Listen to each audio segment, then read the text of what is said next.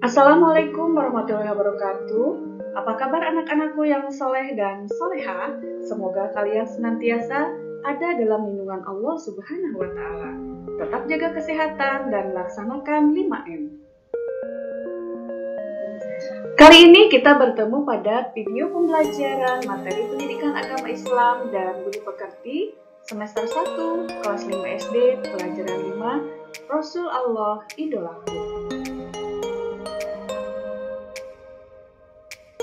Sebelum kita mulai pembelajaran, marilah kita berdoa terlebih dahulu.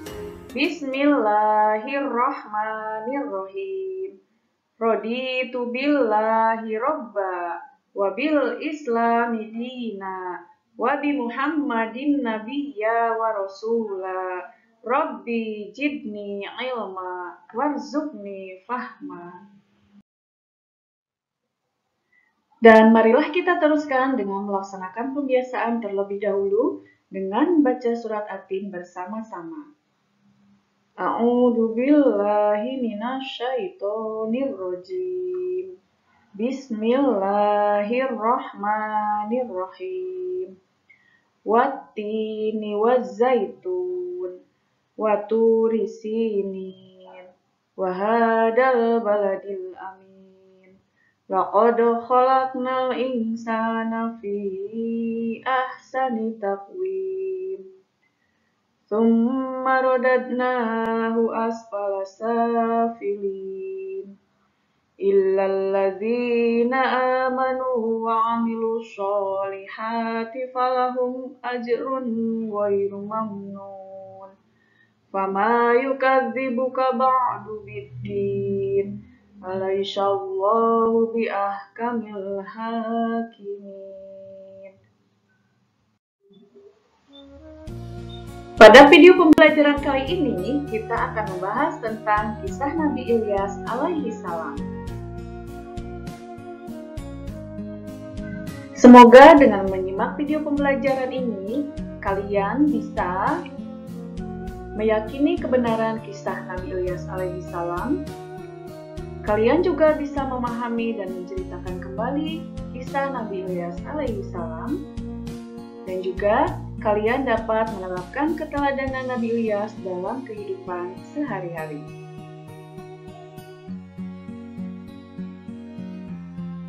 Untuk materi pembelajarannya, silahkan bisa kalian buka pada buku materi pendidikan agama Islam dan budi pekerti kelas 5, pelajaran 5, Kisah Keteladanan Nabi Ilyas alaihissalam, halaman 42.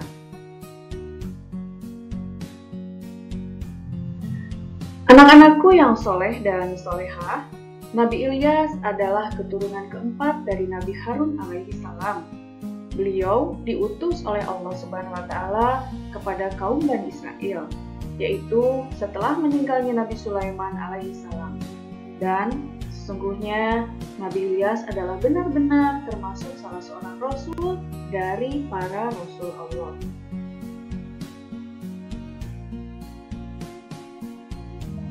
Pada saat itu, kaum Bani Israel menyembah berhala yang bernama Baal.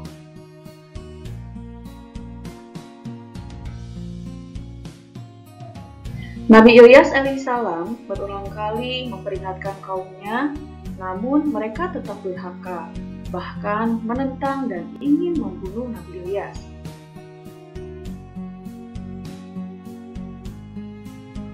Agar selamat dari kejaran orang-orang kafir, Allah Subhanahu wa Ta'ala memerintahkan Nabi Ilyas alaihissalam agar bersembunyi di dalam gua selama 10 tahun. Karena kedurhakaan orang-orang Bani Israel, Allah Subhanahu wa Ta'ala menurunkan musibah kekeringan. Di sana tidak pernah turun hujan selama 3 tahun. Akibatnya, banyak tanaman dan binatang ternak yang mati, serta banyak pula penduduk yang mengalami kelaparan karena kekurangan makanan. Setelah musibah terjadi, mereka baru tersadar seruan Nabi Ilyas itu adalah benar. Mereka kemudian mencari Nabi Ilyas alaihissalam untuk bertobat. Akhirnya, Nabi Ilyas alaihissalam ditemukan bersama Nabi Ilyasa alaihissalam. dan mereka minta maaf atas perbuatan yang dilakukan. Setelah mereka minta maaf, kemudian Nabi Ilyas alaihissalam berdoa kepada Allah Subhanahu wa Ta'ala agar musibah kekeringan itu dihentikan. Anak-anakku yang soleh dan soleha, ternyata doa Nabi Ilyas alaihissalam didengar dan dikabulkan oleh Allah Subhanahu wa Ta'ala. Dan akhirnya musibah itu berhenti. Setelah musibah itu berhenti, tanaman dan binatang ternak mereka kembali membaik. Anak-anakku yang soleh dan soleha, akan tetapi kaum Nabi Ilyas alaihissalam ingkar terhadap janjinya dan kembali durhaka kepada Allah Subhanahu wa Ta'ala. Dan akhirnya mereka ditimpa musibah yang lebih berat dari sebelumnya, yaitu gempa bumi yang sangat dahsyat. Dan akhirnya mereka mati bergelimpangan.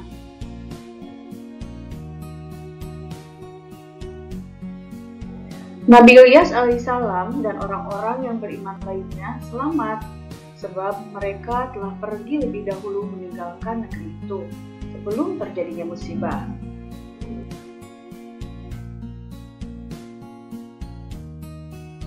Berdasarkan kisah Nabi Ilyas alaihissalam tersebut, keteladanan-keteladanan yang dapat kita ambil adalah selalu bersikap sabar sebagaimana Nabi Ilyas yang selalu sabar menghadapi kaumnya yang selalu durhaka dan senantiasa mengajak kebaikan. Kita juga harus senantiasa berdoa kepada Allah Subhanahu wa Ta'ala karena Allah adalah satu-satunya tempat meminta, seperti halnya Nabi Ilyas yang berdoa untuk keselamatan umatnya. Senantiasa taat kepada Allah Subhanahu wa Ta'ala karena Allah akan menurunkan musibah atau malapetaka kepada mereka yang durhaka. Anak-anakku yang soleh dan soleha, setelah melihat, menyimak, dan mendengar video ini, ayo jawablah pertanyaan-pertanyaan berikut ini. 1. Nabi Ilyas alaihissalam adalah keturunan keempat Nabi. 2. Nabi Ilyas alaihissalam diutus Allah untuk berdakwah pada kaum. 3. Nabi Ilyas alaihissalam bersembunyi di gua selama. 4. Dua musibah yang menimpa kaum Bani Israel adalah. 5. Tiga keteladanan yang dapat kita contoh dari kisah Nabi Ilyas alaihissalam adalah. Demikianlah pembelajaran kita kali ini. Sebelumnya, mari kita akhiri dengan berdoa bersama-sama. Subhanakallahumma wa bihamdika ashhadu alla ilaha illa anta astaghfiruka wa atubu ilaik.